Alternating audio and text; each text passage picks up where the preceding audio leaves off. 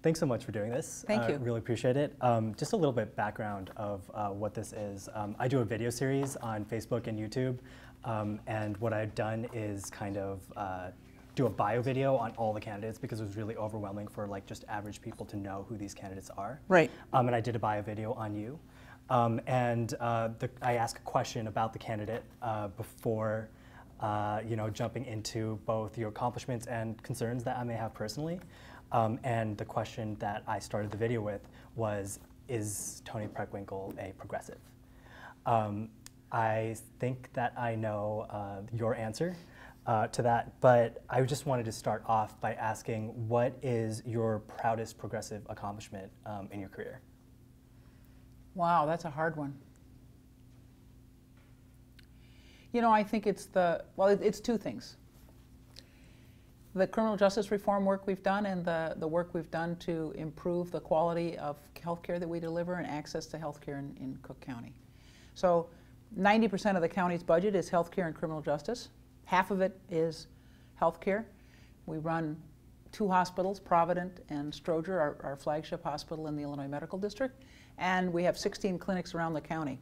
We also serve 320,000 people through County Care, our Medicaid expansion program. This is President Obama's legacy to us, the Affordable Care Act. It's one of the moving parts of the Affordable Care Act. 320,000 people who didn't have insurance before or only had it sporadically. So it's been a real blessing to those individuals, and it's also been a blessing to our healthcare system because for the first time in 180 years, the last couple of years, we've been in the black. So that's I think, a significant accomplishment. Mm-hmm. On the criminal justice side, we've seen a dramatic reduction in the number of people in the jail accused of nonviolent crimes, and that's a result of bond court reforms, particularly a reduction in the reliance on cash bonds in bond court. And so working with the stakeholders, the chief judge, the state's attorney, the public defender, the clerk of the court, and the sheriff, we now have 4,000 fewer people in the jail on a daily basis. 4,000 people who in the past would spend weeks or months in jail awaiting for their hearings or their trials.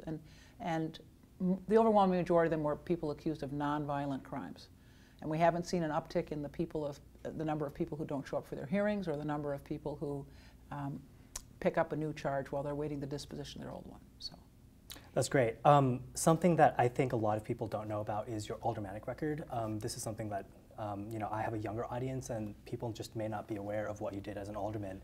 Can you speak to something that you're proud of as an alderman? Well, for your younger audience, I got elected on my 3rd try. I beat the machine on my 3rd try. I was the first woman elected alderman of the 4th Ward. When I got to the City Council, I formed the Progressive Caucus. There were 3 of us who put together the Progressive Caucus.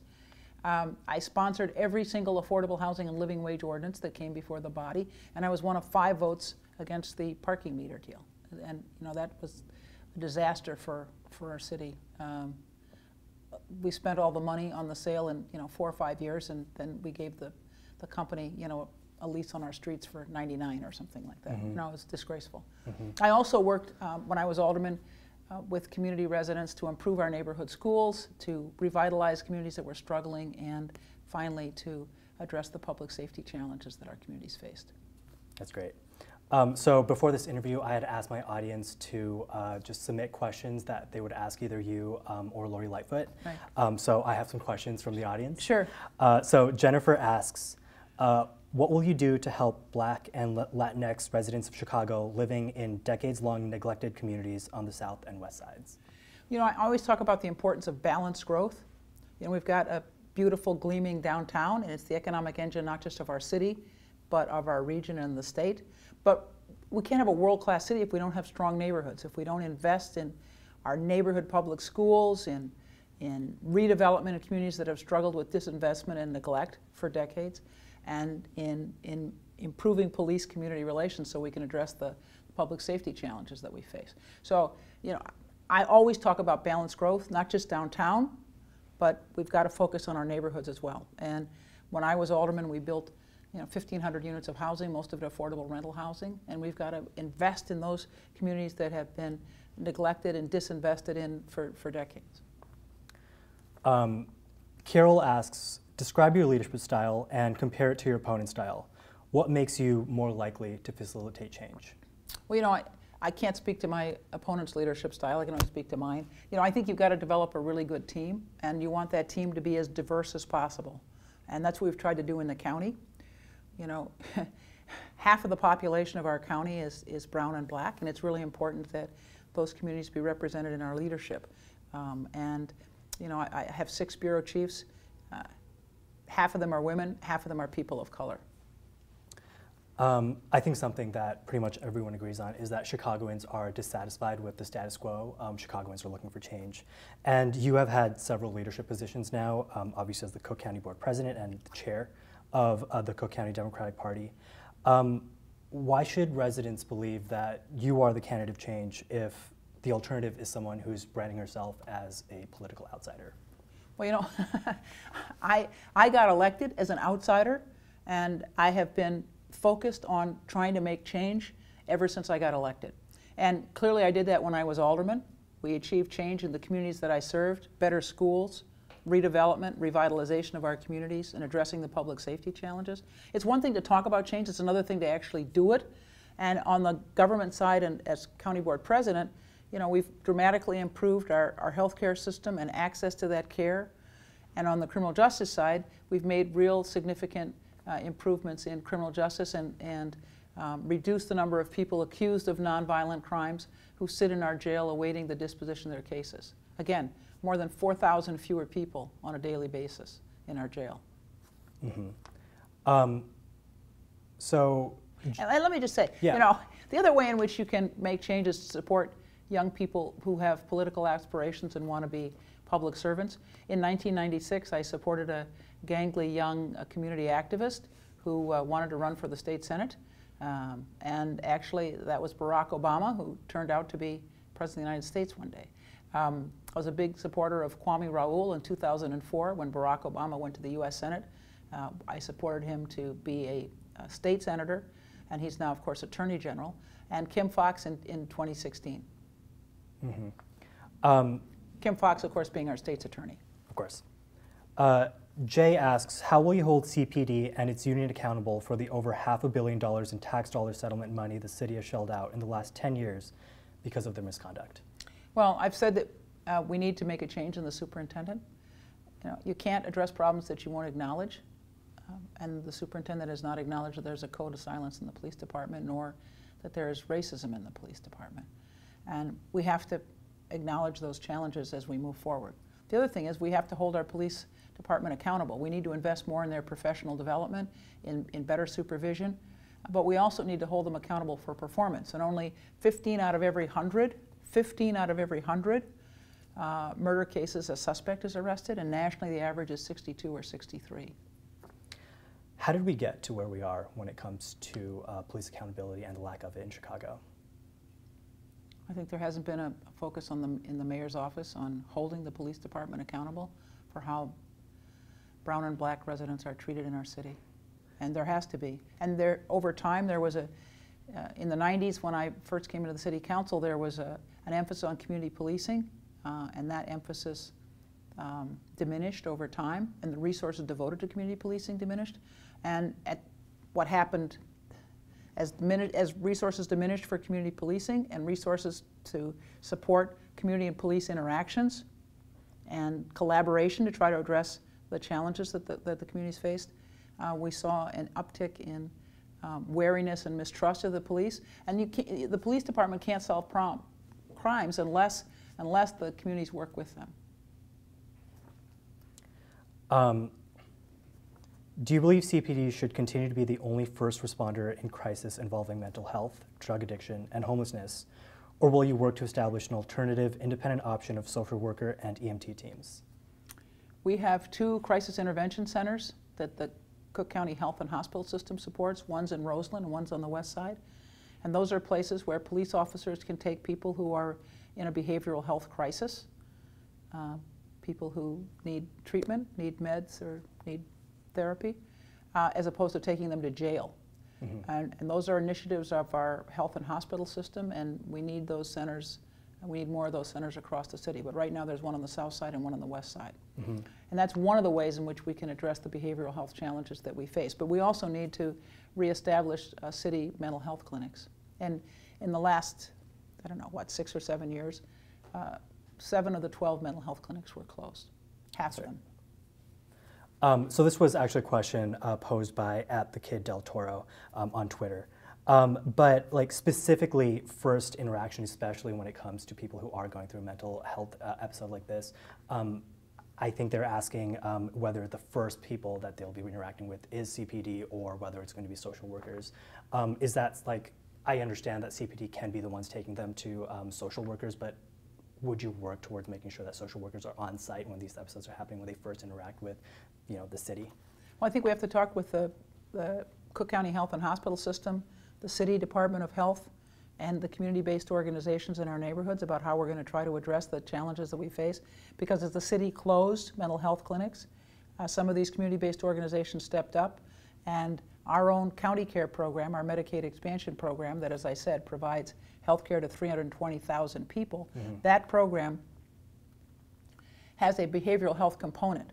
So for the first time, well, it is a considerable increase in the resources that our health and hospital system has devoted to behavioral health services, and that includes substance abuse and addiction treatment. So it is something that you would advocate for? Yes. Great. So kind of just moving on to some people I think are rather unpopular in Chicago, quite frankly. And I'd like to hear your thoughts on them and what you think they've done right sometimes and what you've done wrong, because I think it would be really valuable for people to hear what your thoughts on them are. So let's start with the mayor. Mayor Rahm Emmanuel, what do you think is his greatest accomplishment, and what do you think is the biggest mistake he's made in his tenure as mayor? Well, I think Mayor Emmanuel has been a great advocate for our city, particularly for the business community, and trying to attract firms to come to Chicago and to expand in Chicago. And that's been a real boon. I think the challenges are around the sort of community relations. He came into office, you know, criticizing teachers, so I'm a teacher by profession, took that personally. And of course there was a teacher strike right off the bat, which I think kind of soured some of his relationships with not just the teachers in the Chicago Teachers Union, but residents of Chicago. And I think it's important for the mayor to be the face of city government and to go out into communities and to talk to people and engage them. And I think that kind of civic engagement was also not a strength. Have you learned anything from Mayor Rahm Emmanuel's mistakes? Well, I think it's important to be respectful of our public servants and government officials and not to accuse them of being concerned only about money, which is what he said about the teachers. You know, public services doesn't pay very well and doesn't get a lot of respect. And it's important for people to understand that you know, our government workers work hard to try to serve them, and that it doesn't help to begin your service in office denigrating public officials. I mean, that's denigrating public servants. So that's one thing I'd say. I'm not sure beyond that what, you know. I think that's fair. But speaking on to his strengths, specifically with business communities, is that something you aspire to maintain in terms of your priorities as a mayor? You know, John Rogers is head of our Council of Economic Advisors. We created a council of business leaders, a couple dozen folks, to help us not only determine how we could better use our government resources, but also how we should relate better to the business community. And they recommended that we bring together the business leaders, political leaders, and economic development professionals in our region, our 7-county northeastern Illinois region, and we've done that. And we now have a Chicago Regional Growth Corporation that focuses on helping small and medium-sized firms export more, because that's in their financial bottom line interest. And also it focused on the metal manufacturing sector of the economy, which is strong in all 7 counties, and we're trying to support that part of our local economy as well. And we're also trying to attract foreign investment and kind of rationalize our truck permitting system in northeastern Illinois. Moving on to something that I think ended up hurting Chicago's most vulnerable residents. I think Joe Berrios' office was particularly problematic, but this has been an issue that has been politicized, and there has been a lot of misinformation, I think, spread around it. So I guess I just wanted to hear it from you. What do you think Joe Berrios and his office did wrong? Well, let me just say, you know, I was devastated by the story in the Tribune. We brought in a national expert to try to help us figure out how to address the challenges in our property and taxation system. And you know, I've believed that my job as president of the county is to fix things, whether it's improving the quality and access to health care or our criminal justice system. So, you know, we've focused on improving and fixing our assessment instrument with the previous assessor and now with Fritz Kagi. But you know, the basic problem is that our property tax system is inherently unfair. It focuses on residential property and not industrial and commercial property. And that's why I always talk about the importance of having a state progressive income tax to raise money, not just to stabilize the state, but because they raise money and share it with cities, towns, and villages. And if they do that in an equitable way, there's more money for our local units of government, and they're not so reliant on property taxes. I think that's absolutely right. But I think we have to hold people accountable sometimes for mistakes in policies.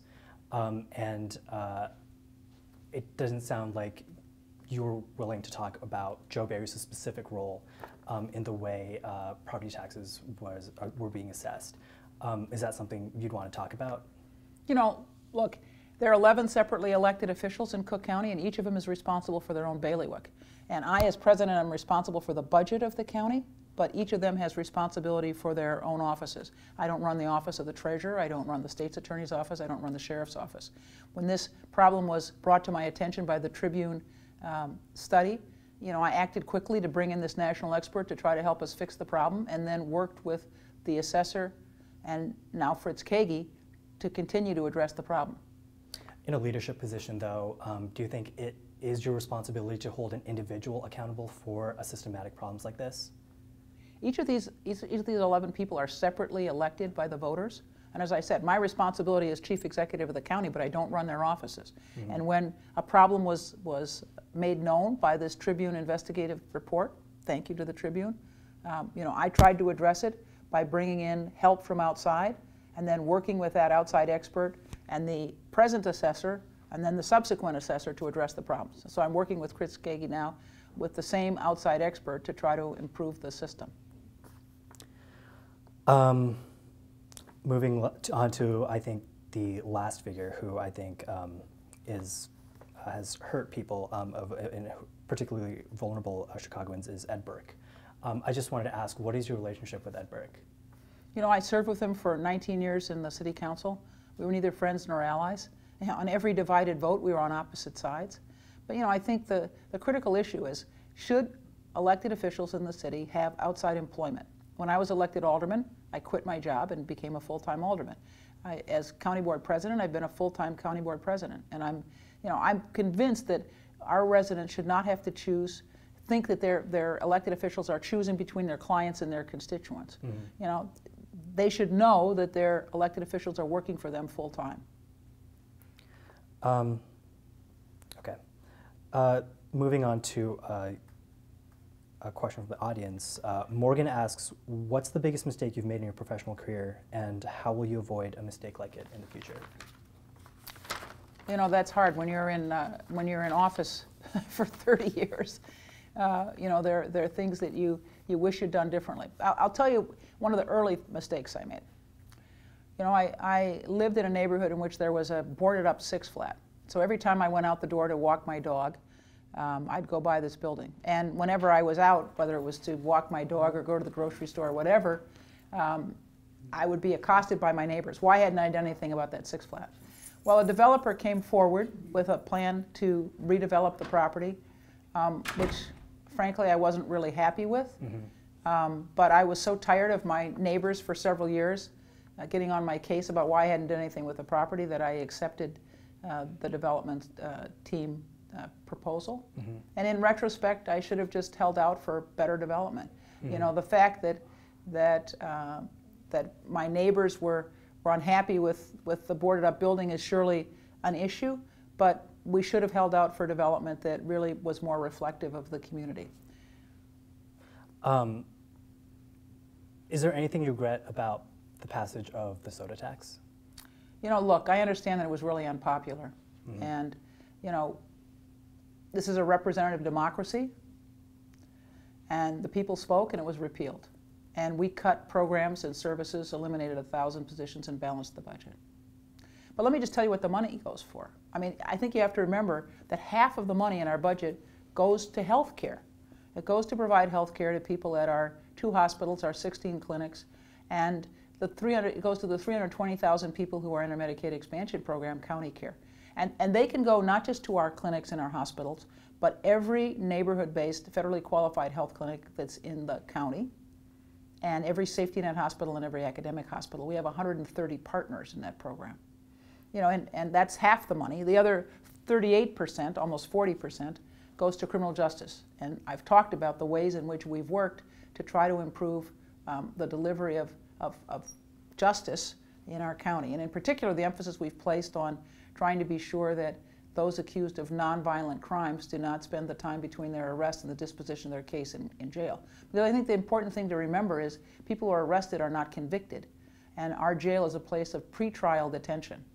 So the overwhelming majority, I think there are 86% of the people in the jail are awaiting trial, and only 14% are serving a sentence.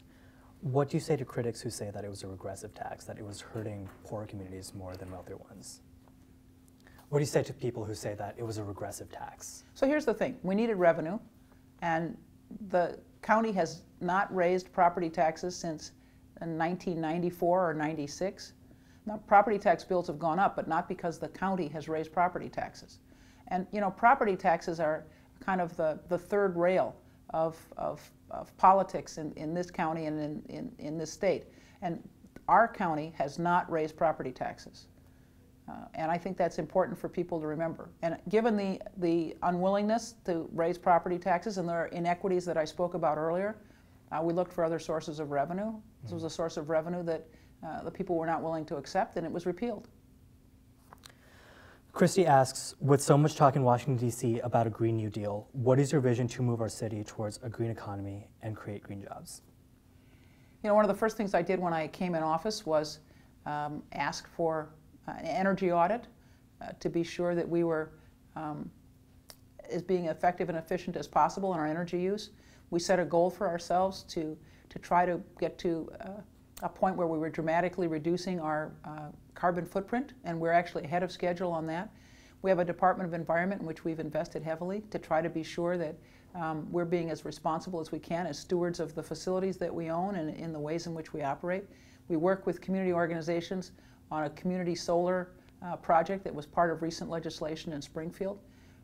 And we've done things like change our rules around how building debris gets disposed of in a more environmentally friendly way. So we've taken a lot of steps that are, I guess you'd call green, or trying to green our government.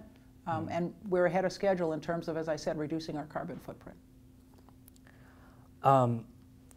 So I want to thank you first for releasing your tax returns. It's unfortunate that I have to thank you for that because that should be an expectation from all candidates. Is that something that you would fight for, making sure that releasing tax returns is mandatory for elected officials? Sure. I think people should know what people have done with their lives. I agree. Speaking about transparency, given the national conversation about the relationship between elected officials and journalists, I think transparency with the media is more important than ever. And of course, I thank you for doing this interview. I think it's really fantastic. But personally, I don't think that the current mayor has set a good example of the relationship between the mayor and the press. And I've seen some journalists note your lack of availability for questions before the runoff. Do you plan on building a better relationship with the press and more access if you were to be mayor? Well, I'm right here now. That's true, and I appreciate that. But I think you understand where my concern comes from, given that this was a really important period where, like, weeks before the runoff, and you were kind of radio silent. I wouldn't agree. That's not true. You know, we had a number of press availabilities and opportunities for people to sit down with me personally and individually. So I think we were very available to the press. Okay. This is something that was really important to me, ranked choice voting. It would have been, I think, a much easier way of finding out who Chicago votes for, especially with 14 candidates that just happened. Do you support ranked choice voting? No. Can I ask why? I think that it makes more sense to have, just outright elections and runoffs, and that's where we are now. And why does it make more sense? It's hard for me to figure out how you translate, rank voting into a real expression of the public will. There were 14 candidates. People made their choice. The top 2 candidates are now in the race for the mayor's office. So I think that's an appropriate outcome when there are multiple candidates in a race.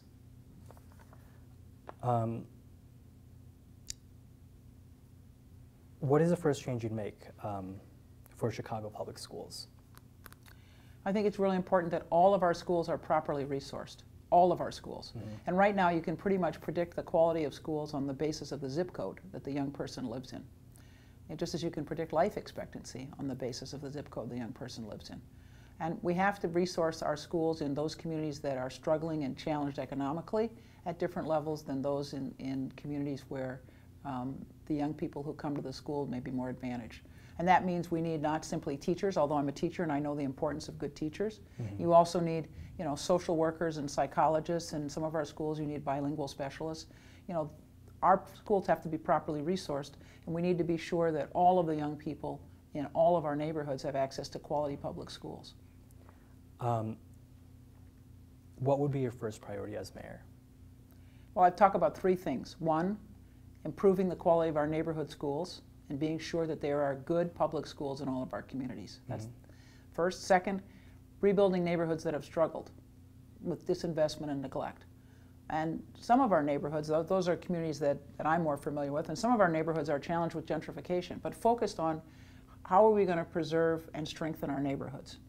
And that's just not housing, it's also investing in small and medium-sized businesses. I've proposed that we increase the amount of money that the city contributes to the Chicago Micro Lending Institute, which provides $500,000 to $50,000 loans to small businesses in our neighborhoods, and that we also make better use of the Neighborhood Opportunity Fund, which now is a rebate program. You put out the money and then you get it back. But in many of our black and brown neighborhoods, the businesses don't have access to capital. So it's hard for them to get the money that they're going to get back eventually. So it needs to be an outright grant program. But we need to invest in neighborhood businesses, and one way to do that is with micro-lending or with outright grants to help people build, maintain, sustain their businesses. The other thing is, you've got to have living wages for people who are working. And that's why I propose a $15 an hour minimum wage, and that be instituted by 2021 so that, people who can support their families. And $15 an hour just enables a family of 4 to be above the poverty level. It's not extravagant. Last question. What's the best pizza place in Chicago, and why is it Pequod's? This is from Why is it member. Pequod's? Yeah. Pequod's doesn't endorse us or support us, so it doesn't have to be Pequod's, but that was the audience question. My favorite neighborhood restaurant is Pizza Capri. Pizza Capri. I wouldn't have thought that. Is it the one in Hyde Park? Yeah.